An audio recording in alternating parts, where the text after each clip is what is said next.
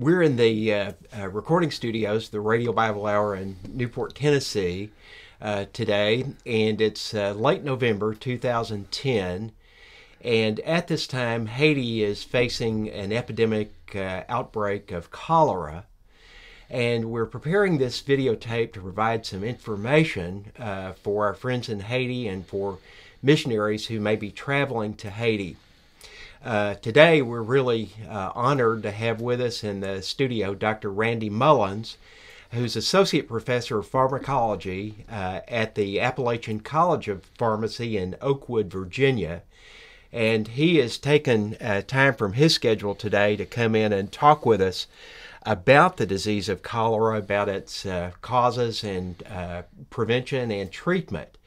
And Randy is an old friend of mine. We have done mission work together. In fact, in 2003, we served together on a mission team to Southwest Russia for 17 days there. And Randy loves the Lord. His first thought is how can we serve Christ through this medical work. And so, Randy, thank you for joining us today. Dr. Mullins has a lot of responsibilities as professor of pharmacology and also as the director now of the science program there at the College of Pharmacy.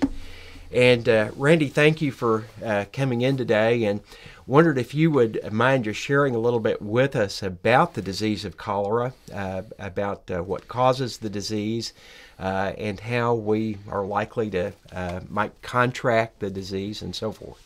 Okay, thanks for having me, Don. I appreciate the opportunity to talk and share about this.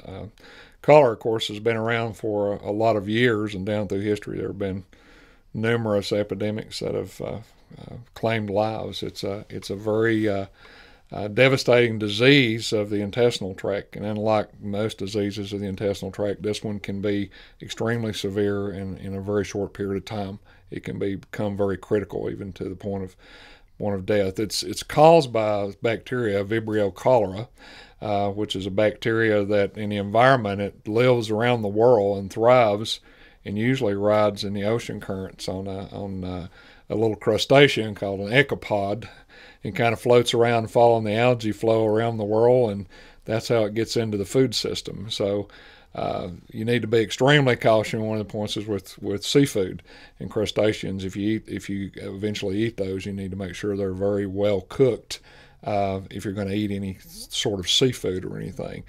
But eventually, as thriving in the warm water, it will eventually make its way when it gets transmitted through eating that into the humans, and of course that is the primary way. And then, of course, when it gets into to people, there's a very short incubation period compared to a lot of bacteria, and that is usually even as short as hours to 5 days, depending on what statistics you look at.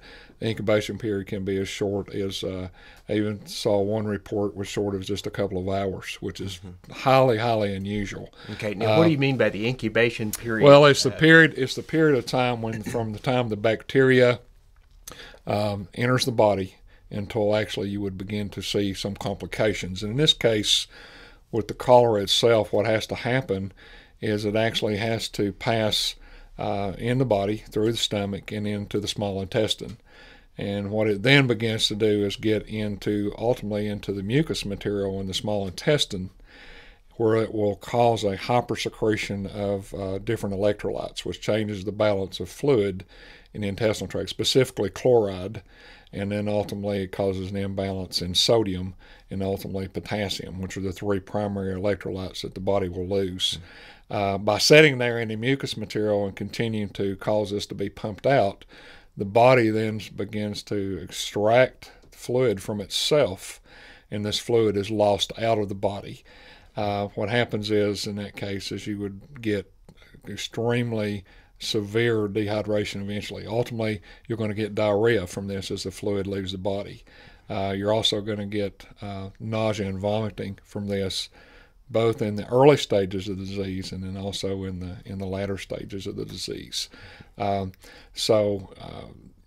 this critical dehydration comes very rapidly and very severe, more than a normal gastrointestinal problem, up to the point of even 1 liter an hour. And so in a person losing 1 liter of fluid an hour through diarrhea and vomiting, it can become extremely critical. But as the average adult, most of our body is made of water. And I'll center my comments around this because this is the most critical point of this disease that causes death, is the dehydration 1 liter an hour in the body only containing, depending on if you're a female, which may be like 38 liters, to a male, say 43 liters of fluid, and I'm using the metric system here. But, even to free fat or free body water is about 73%. So most of our body is water. If we lose about 10% of that fluid on average, we get to a very critical point.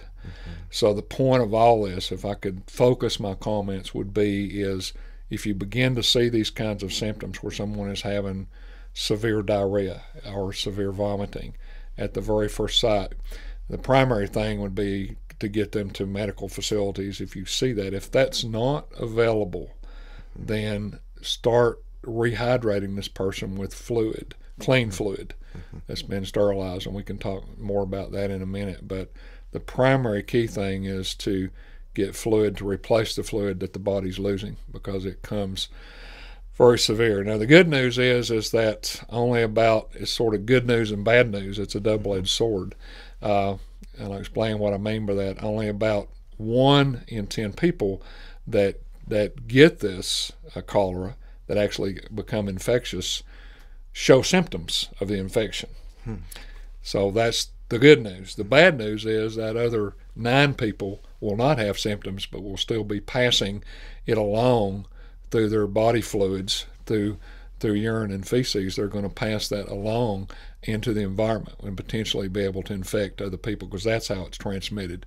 Once it leaves the body, it goes into the body, into the sewer, into the waste products, and becomes the ability for that to infect other water, other groundwater, and be transmitted to other people.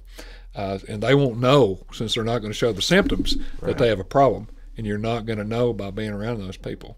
Now, of those 10%, of those 1 out of 10 people that get it, you can break that down further, in about 80% of those, which is the good news, will have mild symptoms. So not everybody will get a really, really bad form of this, and there's a lot of reasons for that.